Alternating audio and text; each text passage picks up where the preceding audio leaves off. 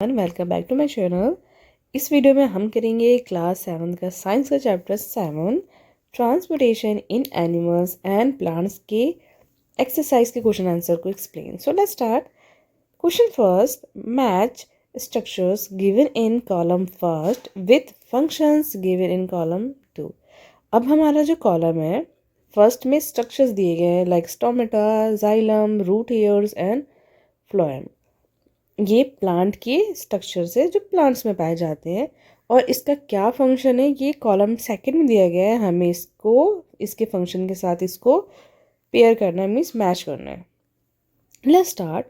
अब हमारे पास यहाँ पे जो फंक्शंस है वो 5 है और जो स्ट्रक्चर्स है कॉलम फर्स्ट में ये 4 है, मीन्स एक एक्स्ट्रा है। ठीक है, तो अब हम यहाँ पे देख लेते हैं जो स्टोमेटा का क्या काम है। उसका काम है ट्रांसपिरेशन करने का, यानी कि जो वाटर होता है उसको वहाँ से बाहर निकालने का काम होता है डीप से।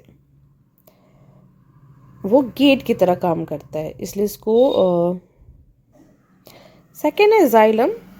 जाइलम का काम होता है ट्रांसपोर्ट ऑफ, ये वाटर का ट्रांसपोर्ट करता है थ्रू आउट द प्लांट। ठीक है। थर्ड, रूट हेयर्स का काम होता है वाटर को एब्जॉर्ब करना। एंड फोर, फ्लोएम का काम होता है फूड का ट्रांसपोर्ट करना, ट्रांसपोर्टेशन करना थ्रू आउट द प्लांट की जो बॉडी होती है वहाँ पे। जब फूड खाना बन जाता है लीफ में तो वहाँ से वो ट्रांसपोर्ट करता है फ्लोएम। ये फ्लोएम का काम होता है। जाइलम का काम होता है वाटर का ट्रांसपोर्ट करना। इसको आप याद रखेंगे, बहुत इंपॉर्टेंट है। नेक्स्ट हमारा फिल इन द ब्लैंक्स है। यहाँ पे हम first, the blood from the heart is transported to all parts of the body by the arteries। जो arteries है उसी के थ्रू जो ब्लड है हार्ट से ट्रांसपोर्ट हो जाता है सारे हमारे बॉडी के पार्ट्स में। सेकेंड, जो हेमोग्लोबिन है वो प्रेजेंट होता है कौन से सेल में, रेड ब्लड सेल्स में। ठीक है। Third, arteries and veins are joined by a network of capillaries। Arteries और जो वीन है वो एक नेटवर्क से जॉइंट होती है, उसको कहते हैं कैपिलरीज। फोर, द रिदमेटिक जो एक्सप्रेशन होता है एक्सपेंशन होता है और कॉन्ट्रैक्शन होता है। हार्ट में आपने एक लव डब की आवाज़ आप सुनते हो जिसमें एक रिदमिक आपको वॉइस सुनाई देती है, उसको हार्ट बीट कहते हैं।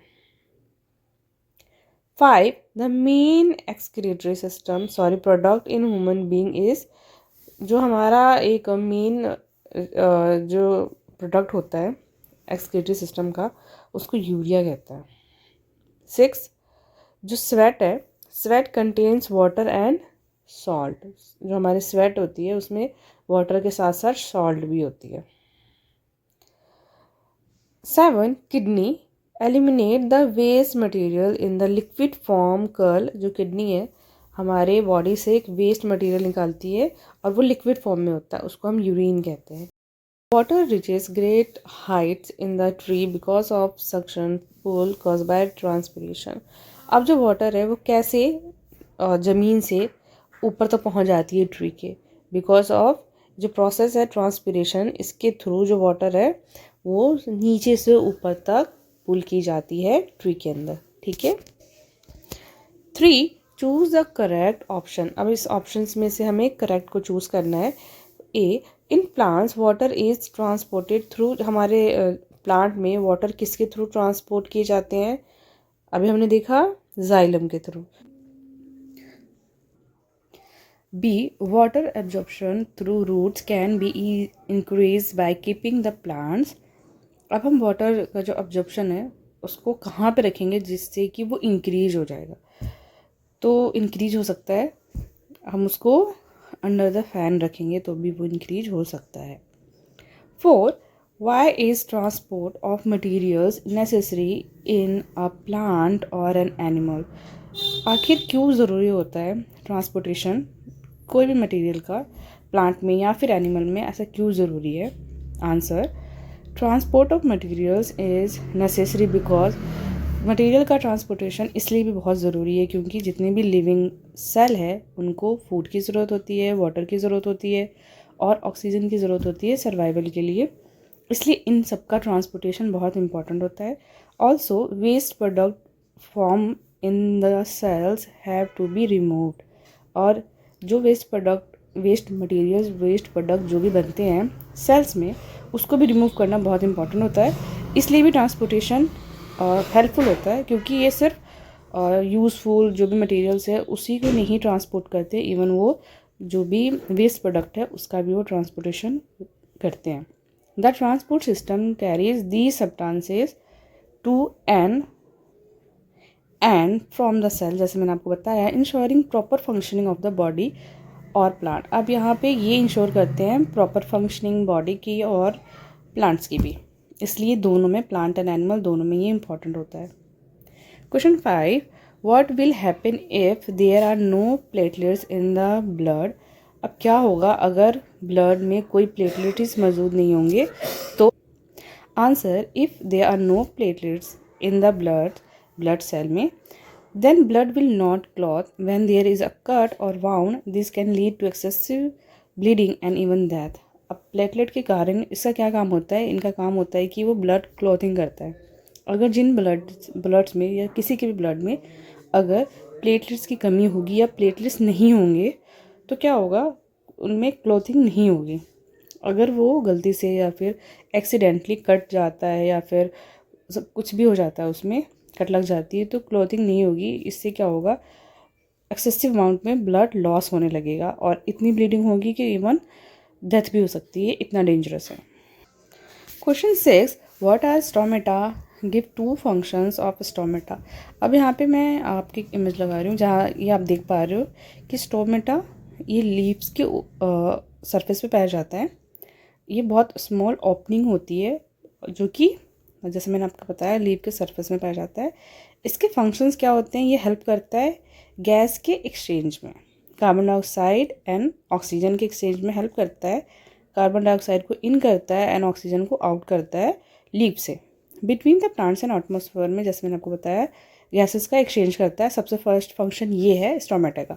सेकेंड फंक्शन है they help in the process of transpiration, loss of water in the form of vapour. दूसरा फंक्शन इसका ये है कि ट्रांसपिरेशन में हेल्प करता है, जिससे कि वाटर अगर एक्सेस अमाउंट में अगर हमारे प्लांट की बॉडी में है तो वो वेपर के थ्रू उड़ जाता है। समर सीजन में ऐसा ज़्यादा होता है। ठीक है, तो दो फंक्शंस हमारे हो गए, गैसेस का एक्सचेंज एंड ट्रांसपिरेशन। ठीक है।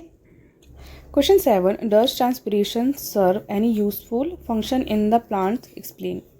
क्या ट्रांसपिरेशन कोई यूज़फुल फंक्शन परफॉर्म करता है प्लांट्स में, क्या ये इंपॉर्टेंट फंक्शन परफॉर्म करता है? दूसरे शब्दों में यस, ट्रांसपिरेशन एक यूज़फुल फंक्शन है, क्योंकि ये हेल्प करता है upward movement of water and minerals from root to leave.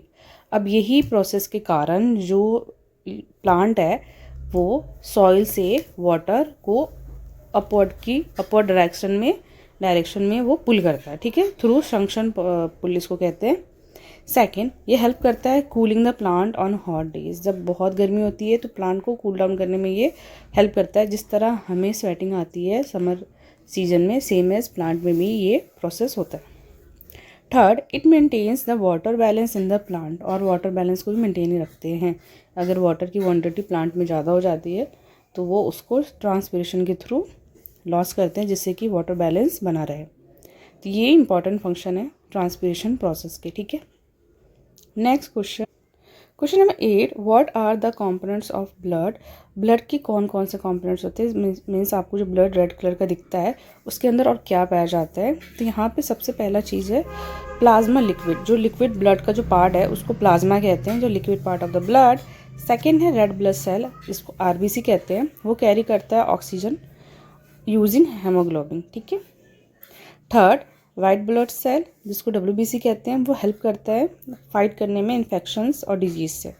Fourth, हमारा प्लेटलेट्स पाए जाते हैं हमारे ब्लड में, जो हेल्प करता है ब्लड क्लॉथिंग में। ठीक है, तो ये हमारे 4 कॉम्पोनेंट है जो कि ब्लड में पाए जाते हैं। Question number 9, why is blood needed by all the parts of the body. आखिर जो ब्लड है वो क्यों, जितने भी हमारी पार्ट्स है उसको ज़रूरत होती है। Answer, blood is needed by all part of the body, क्योंकि because transport oxygen from the lungs to body cells, क्योंकि जो ब्लड है वही ऑक्सीजन को लंग्स से लेकर पूरे बॉडी के सेल तक लेके जाता है। सबसे पहला ये ऑक्सीजन का ट्रांसपोर्ट करता है, ऑक्सीजन प्रोवाइड करता है सेल्स को। Second, carries nutrients from the digestive system to the cell, और ये न्यूट्रिएंट्स को भी कैरी करता है डाइजेस्टिव सिस्टम से सेल तक। अब जो भी खाना हम खाते हैं वो डाइजेस्ट होके कहाँ चला जाता है, उसके जितने भी न्यूट्रिएंट्स होते हैं वो ब्रेक डाउन होके न्यूट्रिएंट्स हमारा ब्लड में चला जाता है। अब ब्लड उसको इन सारी न्यूट्रिएंट्स को कैरी करता है और ये सेल तक, सेल टू सेल, सारे ऑर्गन के सेल तक लेके जाता है। Third, remove waste product like carbon dioxide and urea, और ये यूरिया और कार्बन डाइऑक्साइड जैसे वेस्ट प्रोडक्ट को भी ये कैरी करता है, लेके जाता है। Last, helps in protection against disease, और ब्लड प्रोटेक्ट करता है हमें डिजीज़ से।